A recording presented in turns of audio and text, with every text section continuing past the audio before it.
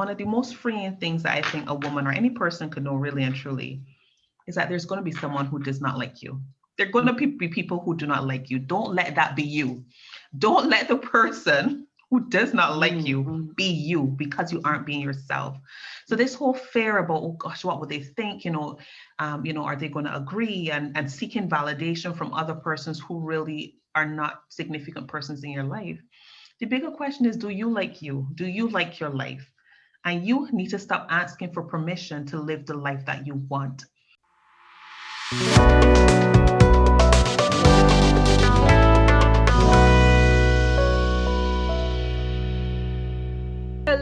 Hello, and welcome to another conversation with Elevate, Educate, Inspire. I'm Karen Thompson, and as always, I'm joined by my co-host, Nicole Ladia. Today, we're going to be chatting with Kaysha Franklyn Leveridge, a life coach, who's going to share with us all about energy, the masculine and feminine energy. But for those of you who may not be as familiar with myself, I am Karen Williams Thompson, a master strategist, and I help female entrepreneurs and business owners step into that 13% of high achievers who live the life that they have always dreamed of. I do this by helping them be super crystal clear on their why, their purpose, and creating their own blueprint of achievable goals so that they can do all that they've always wanted to do. So Nikki, today it's all about energy, and how are you feeling and how is your energy today? So how am I doing? How's my energy? It's summertime and I am loving it. I love all the seasons, but Karen, I really love the summertime because I get to swim. I wish I was on an island like you two. I wish I could just go outside in my backyard and hang out in the ocean. I would work from the ocean. I would eat from the ocean. I would sleep there. But I'm in Jersey. I'm not landlocked. I can do all of those things, but not with that crystal blue water that you guys have. So I'm just a little jealous, just a little jealous. But that's how I'm doing, and that's my energy. But I'm more excited because my girl Kaysha is here. And ever since I met her, I have wanted to highlight what she does because I think she's phenomenal. I follow her on Facebook. This article that she wrote about the masculine, feminine energy, man, that just has my head spinning. I have been thinking about that ever since I read this article. So I can't wait to get into this conversation. But before we do, let me just remind everybody, let me reintroduce myself. So I'm Nicole Labler. Hello, everyone. And I am a health crisis strategist. Basically, what that means is, think about the scenario that we're in right now. We're in the middle of a pandemic. An unexpected event happened. None of us planned for the whole world to be locked down and for us to be navigating through these illnesses that we see popping up. So what I do is I help people create a plan for the unexpected. If a health crisis comes into your life, you will be able to execute a plan that you and I have already talked about, so that all you have to do is hit the button and execute. If you are in the middle of a crisis, it's very hard to think clearly. It's very hard to figure out what to do because your mind is spinning. You're dealing with the crisis. You've got to be strategic. That doesn't work too well. So what I like to do is meet with single moms now ahead of time before a health issue comes in, and then we create a plan and we can execute something simple. So that's me. That's what I do. But enough about me. Let's talk about masculine, feminine energy. Kaysha, where you at? Hey girl, let's talk. Let's go. Hi, Nikki. Hi, Karen. Before I start talking, I think I should also introduce myself because everyone on this platform, wherever you're watching from, you may not know who I am or what I do. So I'll give you a super quick high-level idea of who I am and what I do. My name is Kaysha Leveridge. I am coming to you from the beautiful island of Jamaica, but I am 100% Barbadian, and I'm a certified professional coach. And really what I do is I help women to step into more. So that may sound a little bit vague, so let me just explain it. More in life, more in love, more in leadership. Many times we have this feeling that there's just the next level. There's something else. There's something bigger. There's something you feel in your belly and you don't know how to extract it. Furthermore, how to create a plan around it or how to step into it. That's where I come in and that's where I help you. And what we're going to be talking today is really one of those hidden pieces that I use to help you extract the very, very, very, very best out of you. And that's how you can balance your masculine and your feminine energy to step into the most amazing and awesome life experience that you can have. So that's what we're going to be talking about today. I'm ready. Wow. Wow. After that, I'm ready too. So, okay, so perhaps what we could do is really just start by dispelling any of those myths or those misconceptions that persons may have about what is really feminine and masculine energy, and just to level it for everyone. Absolutely, Karen. When you said that question, something came to mind. I once worked in this organization and we had a very masculine leader, and I'll explain what I mean by that.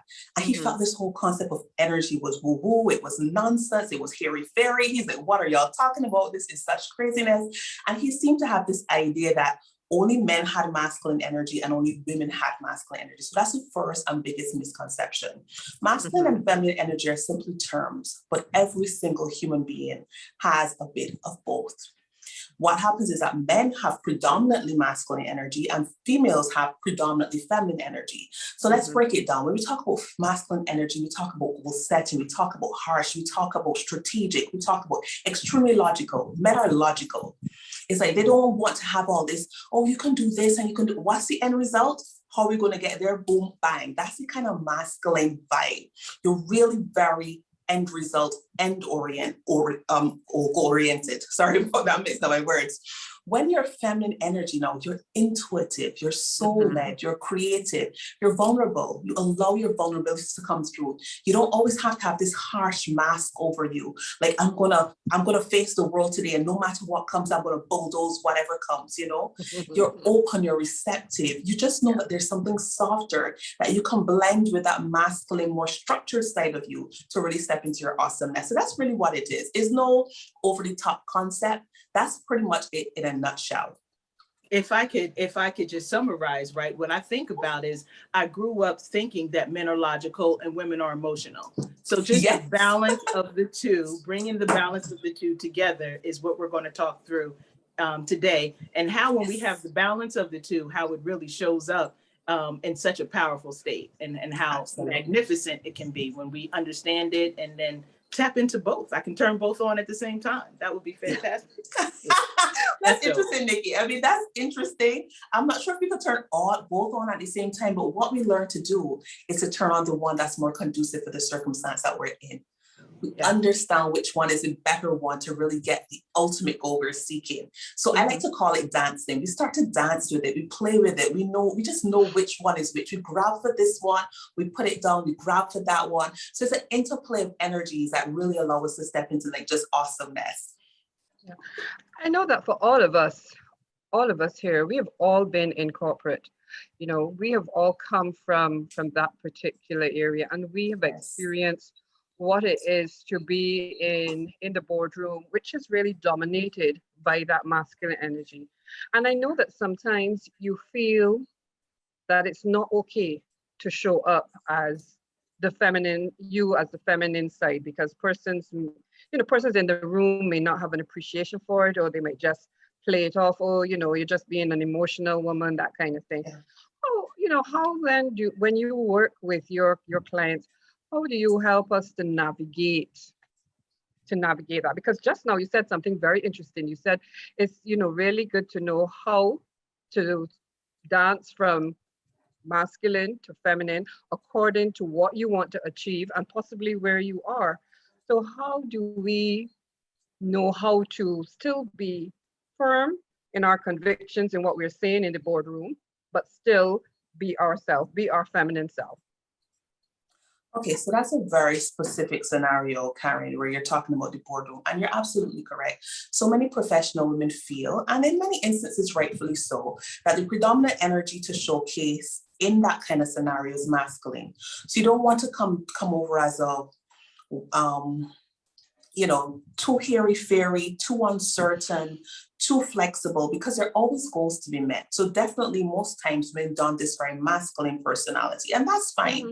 However, there are times in the boardroom that creative thought, a different way of thinking, vulnerability, putting yourself in the other person's shoes, that can give you a greater result than this very hard, very goal-oriented, very strategic approach. So again, it all depends on knowing which one is more relevant, being able to tune into it. But absolutely, there are most women that are going to say, I can't go into a boardroom getting on all creative, all flowery. However, that doesn't mean you have to go into a full black suit either. It doesn't mean that you have to be so unlike yourself that you come over in a very inauthentic way. So it really is about really learning how to balance. And that's where the challenge comes. But as you grow, as you understand what each energy can do and what each energy can bring, you become more and more comfortable knowing which one to bring to the forefront. The biggest challenge, I'll say, Karen, is outside of the boardroom, actually. Because man, and I'm interested to see where you go, but to me, that's where the biggest challenge is. When you step out of that space, that almost requires that harsher persona and you don't know how to take it off. What happens then, you know? Yeah, I was going to ask you that, when I've left the boardroom now and I've gone home, so I'm just mommy, I'm just wife, I'm just life partner, how sometimes that little dance, as you refer to it, it doesn't always happen that easily. Karen, you have got it correct, because this is where the challenge comes in. We don't just take it off when we hit the door, We don't just take it off. We kind of walk in with it, depending on how the day is. You come in with that harsh energy, depending on if you share home with someone, because you can live alone, you can live with your child, you can live with a partner, whatever, depending on who you share your home with. You really just come in sometimes with this very harsh, bombastic energy, and it's not well received. First of all, children just want mommy. They just want mommy. They don't care what happened in the boardroom. They don't care if your proposal was shot down. They don't care. They want you to come in soft, caring, vulnerable, asking how their day went. But to switch off can be challenging. Even more so if you're with a partner. He doesn't want you to be coming in like this kind of harsh energy, because then you have this clash, you have this clash with two people taking on the same role, and it's like, it's going to be a problem. So the problem comes with knowing when to take it off, when to say mommy's home, when to say wife is home, when to say, okay, I've gone into a different space and I don't have to be this harsh firefighting person, where everything is just so, you just start to get a little bit more soft. You step into who you are core, you be a little bit more soul-led as opposed to logic-based. So those kind of things is what you have to really consider doing. So what I think about is what the balance would look like at work. So in a professional environment, every company needs both the emotional piece and the logical piece, right? Because when you are connecting with the marketplace, you need to reach your customers and your consumers' hearts and minds. So right, so you need the balance of the two. So if you're in an environment, if you're in a work environment where it's all logical, it may make sense, but I might not feel it, right? It might not make me want to buy it. I might not be attached to it, but it might make sense. And then when I think about at home, I think about, well, to have two two logical people and everything is logical. Everything is logical. Yes. Well, you have to eat your vegetables. So just eat vegetables because vegetables are good for you. And what if nobody says, yeah, but where's the ice cream? Right? Feel good. It's hot outside. Let's go get something that make us feel good. No, but it has sugar in it. It's logical. We can't do it. Right? What if both family members, what if everybody in the family member just thought and operated from the logical piece without the balance of the things that make us human? So how beautiful. I so get it.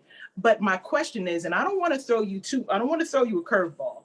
Right? No problem. But the question I have for you is, in single parent families. So I'm a single parent and I had to be both masculine and feminine. However, well, I am feminine, but the masculine piece I had to tap in because it was just me. I didn't have anyone else to lean on to bring that. Right. So what recommendations do you give to single moms that are really struggling to balance the two?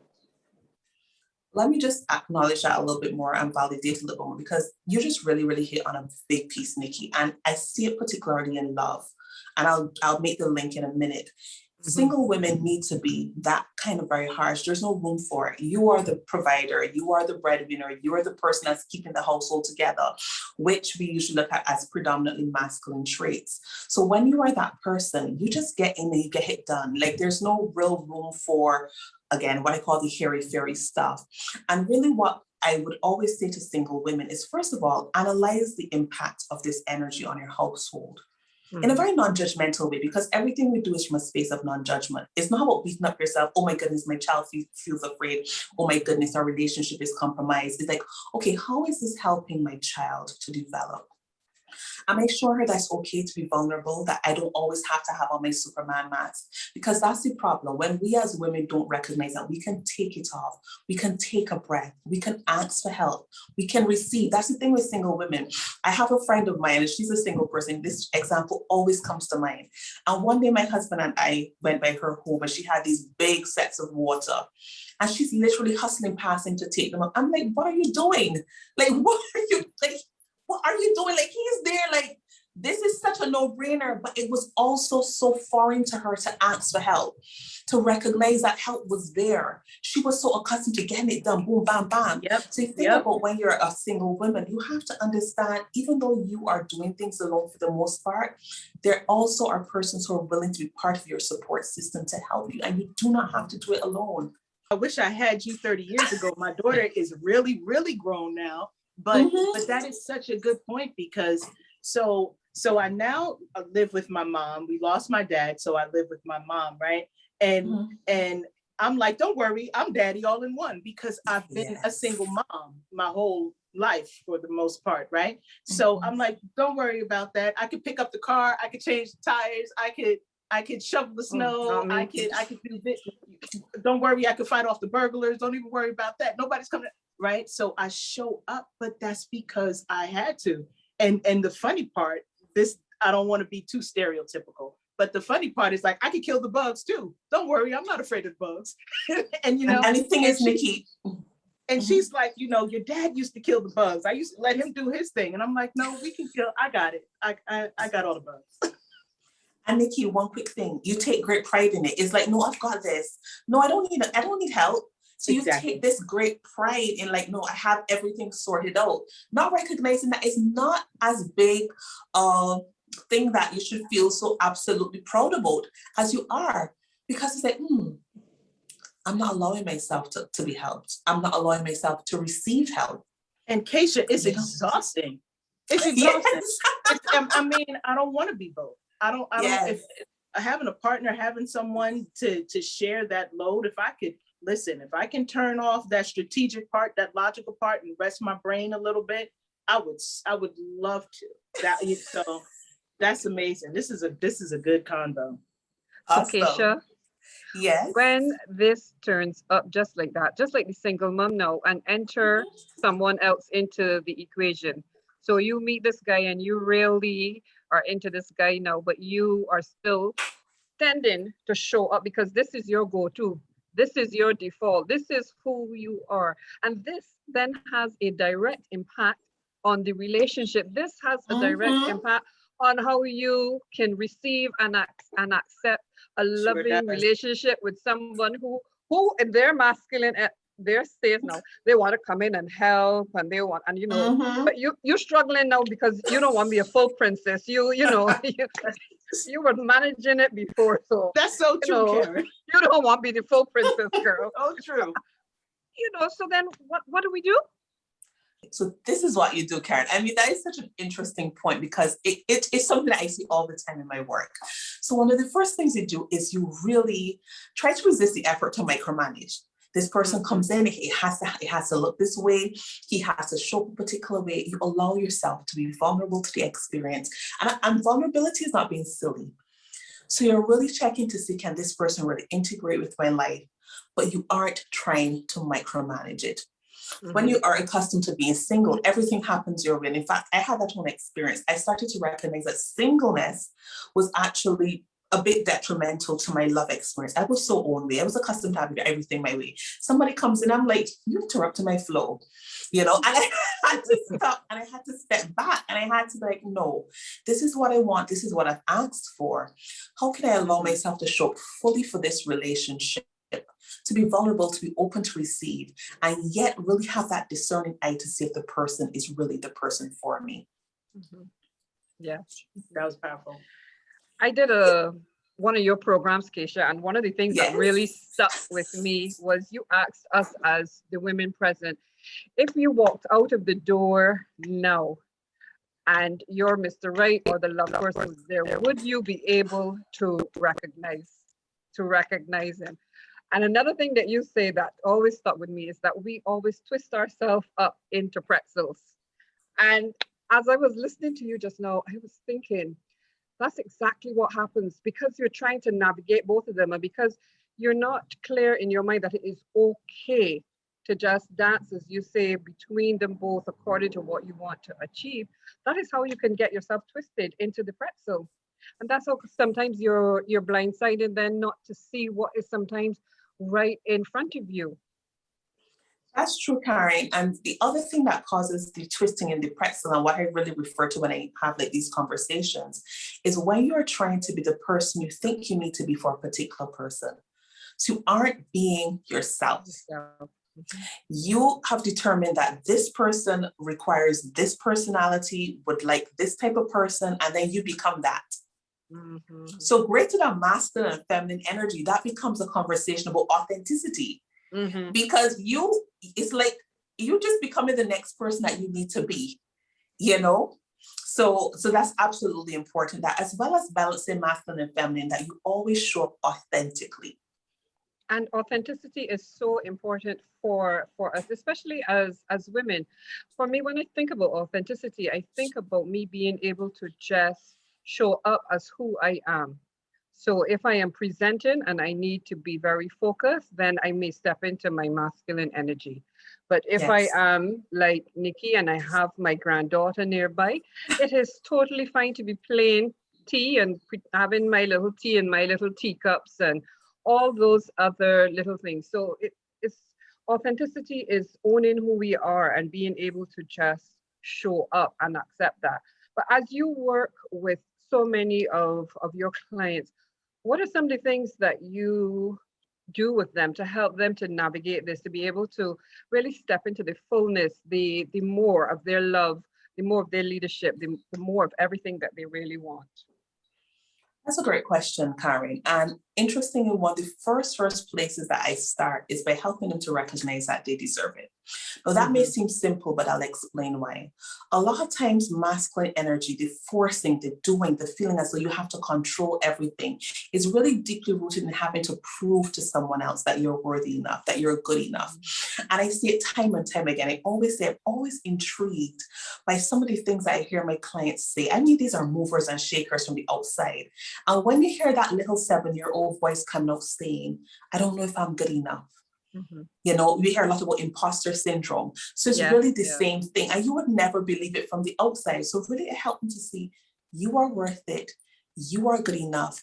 You have the right to have every single thing that you want in your life. You're deserving and you are entitled. So when you shift your mindset into that space, you start to think differently. How would a person who believes he or she is worth it, how would he or she show up in this situation? What decisions would be made? According to Nikki, as we said, what is the container that we would start to work in, the masculine? And then what is the intuitive self that we would start to bring to it to ensure that we actually got our goals? So that's one of the first places that I'd start. Then I allow them to know to take off the mask, because many of the women are really moving in that very masculine way. Take off the mask. Sometimes you put it on if you feel that is the predominant energy that is required, but it's not always necessary. So take it off and allow yourself, allow your feminine essence, allow your feminine magnetism to shine through. Yes, when you do that, you start to attract so much awesomeness into your life.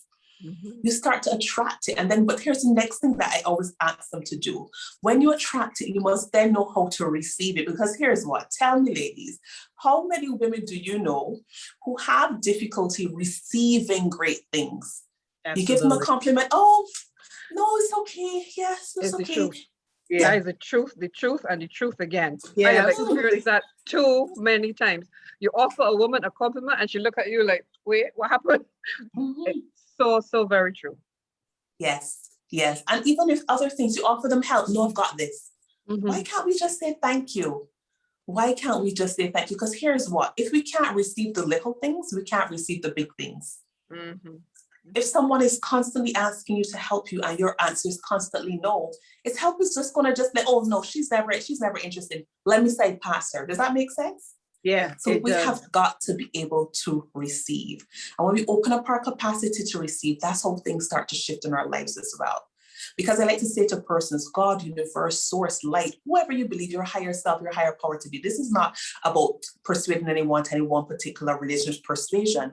It's just the recognition that there's some person, something more that's always helping you to get to the next level. And when you open your capacity to receive, you send a signal that says, yes, send it on. She is ready. She can handle it.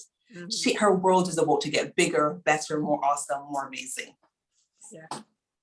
I just love this conversation. I mean, this is just for women, with women, by women, touching on all areas of life that we experience. Because as women, there are so many things that we all have in common. We all have these similar experiences. But the gem here is the sharing of knowledge. And Nikki spoke about this in our very first conversation about this is what we really wanted to achieve with Elevate, Educate, Inspire, to share knowledge. And Kaysha, what you were sharing here is just a tip, just the tip of the iceberg. There is just Yes. so much more that we can go. I mean, I just love it. I'm just I so know. enjoying. I'm I could so talk for the holding back. rest. Yes. Listen, I was gonna call you in too. this conversation is limited to a certain amount of time, but this conversation can go on forever. I have so much to say. So listen, I think I need to book some time with you. I'm ready, Nikki. You know- Whenever you're ready, I'm ready. Look, I call you Dr. Love. When we first met, I'm like, oh yeah, you are the love doctor for sure. So I'm sure people are feeling the same way that we're feeling about you. Like, let's continue this conversation. Let's dig a little bit deeper, because you hit on some things that just can even develop and go and continue to grow. Not just the masculine, feminine dynamic, but we touched on some other things too. So how do we connect with you? What do we need to do if we want to book some time with you? I'm Kaysha Franklyn Coaching on Instagram. I'm Kaysha Franklyn Leveridge on LinkedIn, as well as Facebook. And I love to say to people, I'm literally one direct message away. Send me a direct message or email me at KayshaFranklynCoaching@gmail.com, and I am ready to start this conversation with you. Oh, lovely. I think that your inbox is going to be full and all of your DMs are going to be bursting. Kaysha, I'm ready. I want to say thank you. I want to say thank you. I mean, I know that your electricity has gone out where you are right now, but you've stayed there with us. You've hung in there, even though it's a bit hotter now. But I It's want to really say thank hot. you. Thank you so much for jumping on this journey with Nikki and I. Thank you for giving of your time. But most importantly, thank you for sharing all of those gold nuggets with us. Everything that you have said and have shared is just so relatable to each of us as a woman, as people who want to have more in life, as women leaders, as women mothers, as the very essence of society, who know that there's more and who want more. And as you so nicely put it, who deserve more. And I just really want to thank you for all that you have shared. Nikki, you want to add anything? No, that's it. Look, it's hot in Barbados or Jamaica. Yeah. It's hot in Jamaica. I don't want to make her suffer any longer. You know, I just want to say thank you. I think you're amazing. Thank Let's you. continue this conversation offline. I'll be scheduling some time with you, and I hope others do too. Sounds awesome, ladies. Thanks so much for having me. I really appreciate it. And I'm always willing to come on and share with you guys. Thank Okay, you. then we're going to hold you to that. We'll see you in season 2. Sounds good. Bye. Thank you.